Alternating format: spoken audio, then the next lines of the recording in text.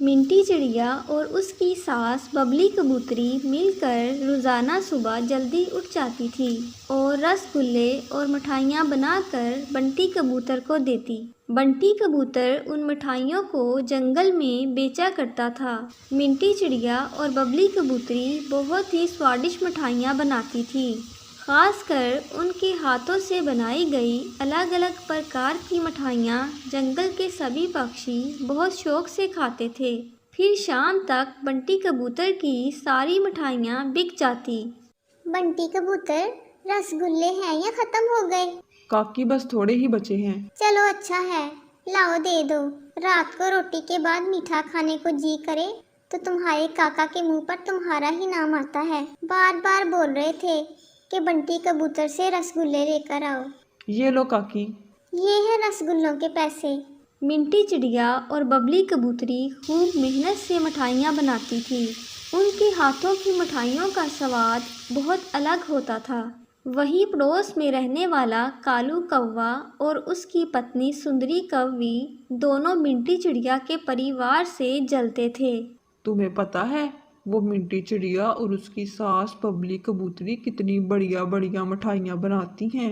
अच्छी खासी कमाई कर लेता है बंटी कबूतर। और एक तुम हो, मैं तुम्हें मिठाइयाँ बना कर देती हूँ और तुम खाली हाथ ही घर लौट आते हो। 1 रुपए की भी कमाई नहीं करते। क्या करूँ, उस बंटी कबूतर की वजह से मेरा दिमाग खराब रहता है।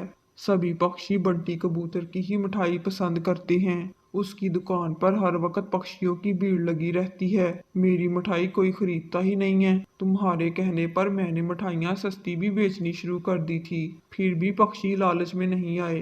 तुम्हारी ये योजना भी फेल हो गई। कालू कौवा और सुंदरी कौवी नई योजना बनाने में जुट गए कि किस तरह बंटी कबूतर का काम खराब किया जा सके। जंगल के प्रधानमंत्री के घर पोते का जन्मदिन था और सभी पक्षी उनके घर इकट्ठे हुए थे। प्रधान जी के परिवार वाले जानते थे कि बंटी कबूतर जो मिठाइयाँ बेचता है वो बहुत ही स्वादिष्ट होती हैं, तो सब ने प्रधान जी से बंटी कबूतर की मिठाइयाँ खाने की इच्छा जाहिर की। सबकी इच्छा जानकर प्रधान जी बंटी कबूतर के घर पहुँचे।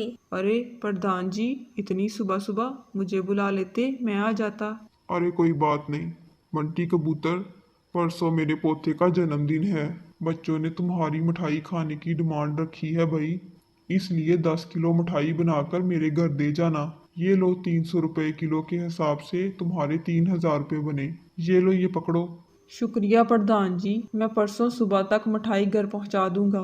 प्रधानमंत्री के जाने के बाद कालू कौवा बंटी कबूतर के पास आता है। उसे सारी बात पता चलती है और उसे एक नई योजना मिल जाती है।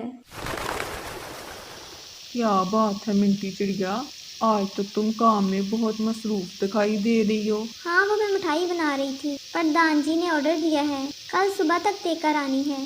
बबली चाची कहाँ है, दिखाई नहीं दे रही। हाँ, वो माँ जी मंदिर तक गई हैं, बस आती ही होंगी।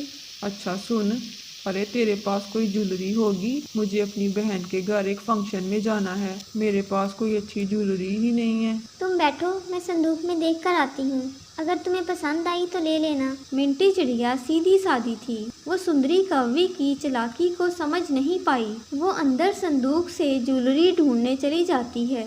इतनी देर में सुंदरी उस दूध में नमक मिला देती है जिससे मिठाई बननी थी। मिंटी चिड़िया को कुछ भी पता नहीं चलता। वो सुंदरी कौवी को ज्वेलरी दे देती है।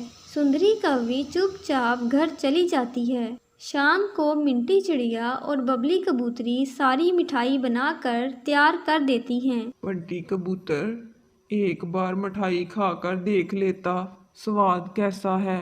माँ तुम दोनों अच्छी ही बनाती हो, और फिर भी अगर तुम कह रही हो तो मैं एक मिठाई खाकर देख लेता हूँ। बंटी कबूतर जैसे ही मिठाई खाता है वो थू थू करके मिठाई फेंक देता है। क्या हुआ? तुमने मिठाई फेंक क्यों दी? इसमें नमक भरा हुआ है, ये तुम दोनों ने क्या कर दिया? नमक भरा हुआ है? पागल है क्या? आज तक कभी ऐसा हुआ है जो अब होगा? मिंटी चिड़िया और बबली कबूतरी भी मिठाई खाकर देखती हैं।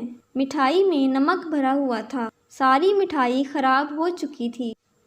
बंटी कबूतर बहुत परेशान हो जाता है। उसे पता था कि प्रधान जी अब बहुत ही गुस्सा करेंगे और बंटी कबूतर पैसे भी एडवांस ले चुका था। उसे कुछ समझ नहीं आ रहा था कि क्या करे। अगली सुबह मिठाई तैयार करके देनी थी, पर ना तो उनके पास इतने पैसे थे और ना ही समय। काफ़ी पैसे वो इस मिठाई के लिए लगा चुका था। बंटी कबूतर परेशान हो जाता है। शाम के 7 बज चुके थे।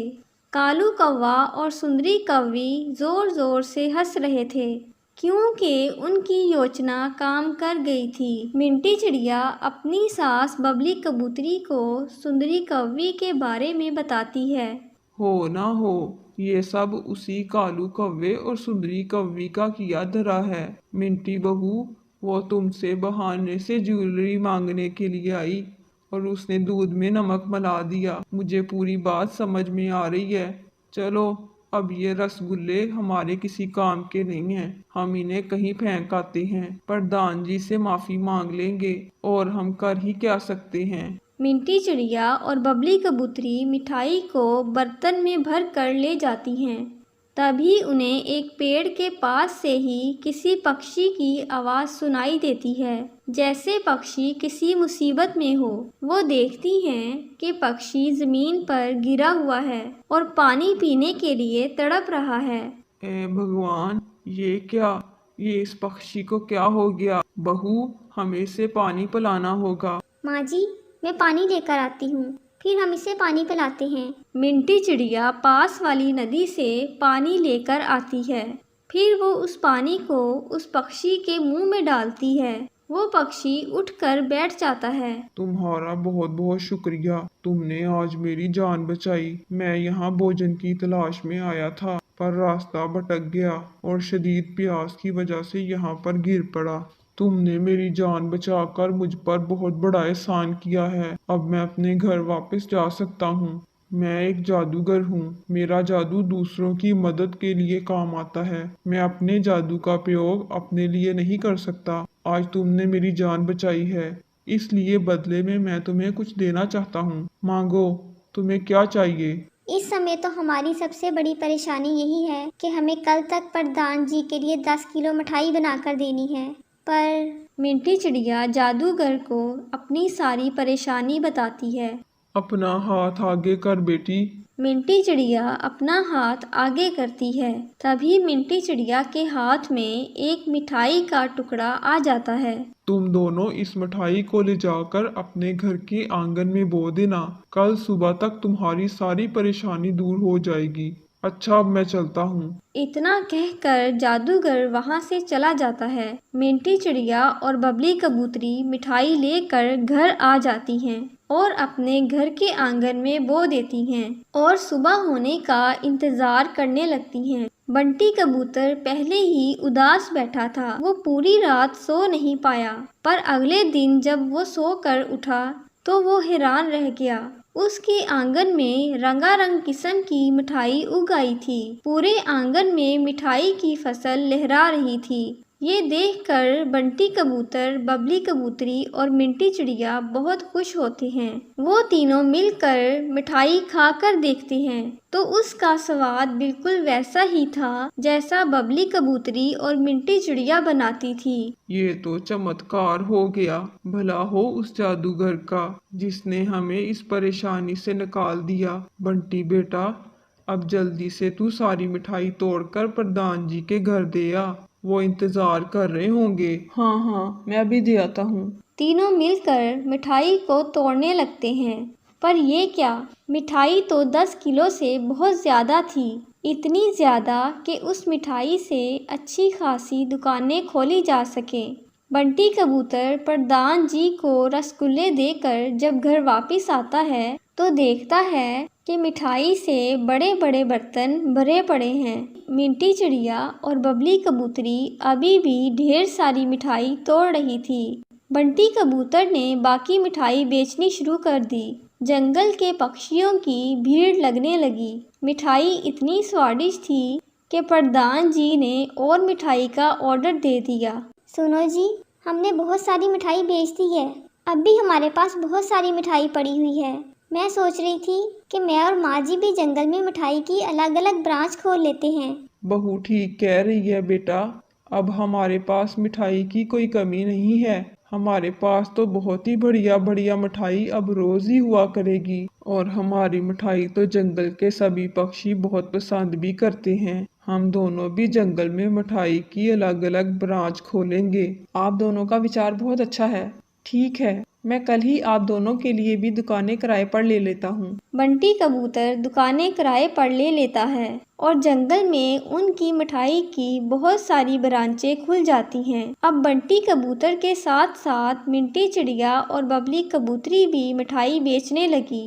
कालू कौवा और सुंदरी कौवी ने उनका बुरा सोचा था, इसलिए वो आज भी अपने हसद की आग में जल रहे थे और वो आज भी अपनी करनी पर पछता रहे थे।